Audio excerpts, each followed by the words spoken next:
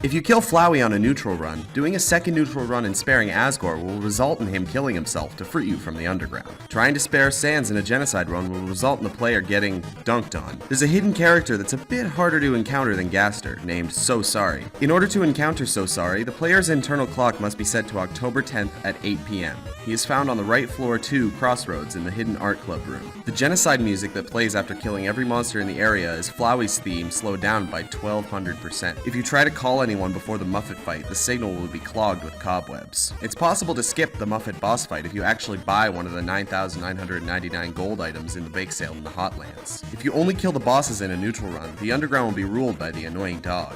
In the beginning room with the 4 froggets, the first one won't be there if you've been skipping through the text instead of reading it. The waterfall theme sped up 3 times is Undyne's theme, Spear of Justice. After removing the dirty bandage as armor, it can be used again as a regular healing item. If you call anyone while on the conveyor belt in Alphys' lab, the text will get left behind. Naming your character Murder or Mercy prompts the game to say, "That's a little on the nose, isn't it?" There are 3 ways to beat the dummy enemy. Of course there's Murder and Mercy, but if you miss your attacks repeatedly, the dummy grows tired of your aimless shenanigans and floats away.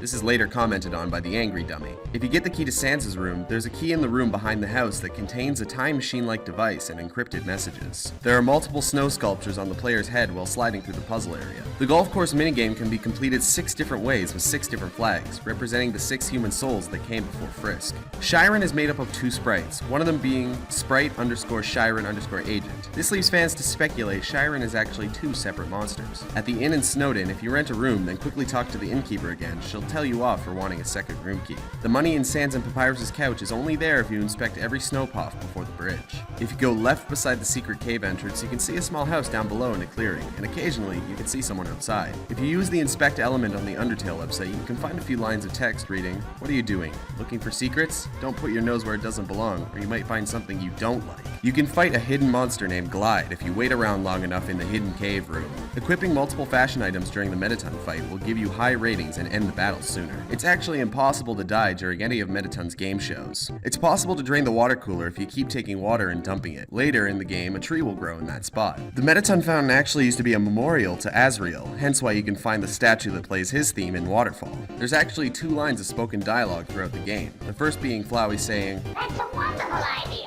and Mettaton saying, "Oh, yes."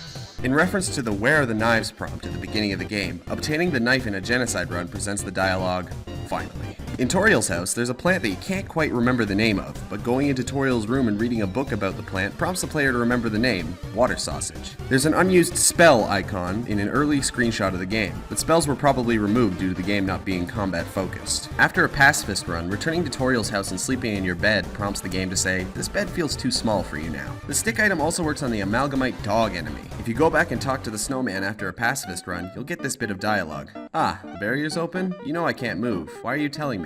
To mock me? Everyone may think you're a good person, but this snowman knows the truth.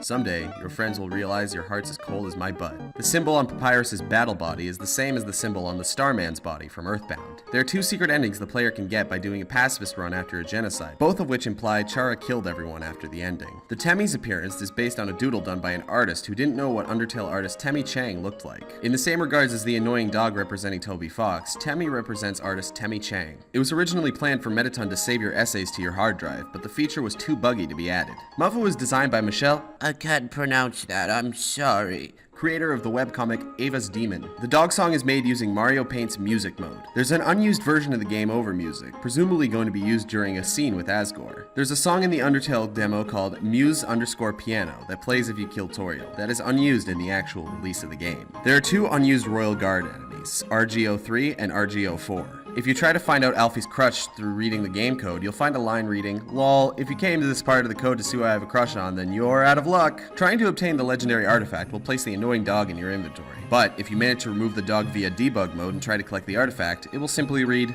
"This will never happen." If you turn on Spooktunes in Napstablook's house and leave, you'll encounter Aaron and Washua and get a unique battle scene. There are 6 unused healing items found in the game's code: croquet roll, rock candy, pumpkin rings, stoic onion, ghost fruit, and puppy dough ice cream. Dying during Toriel's boss fight shows Toriel with a shocked expression before the game over screen appears. In the OXX versions of the Undertale, the screen in Alfie's lab isn't following the player like in Windows versions of the game. In the January 20th update of Undertale, the sound file asking not to spoil the game is replaced by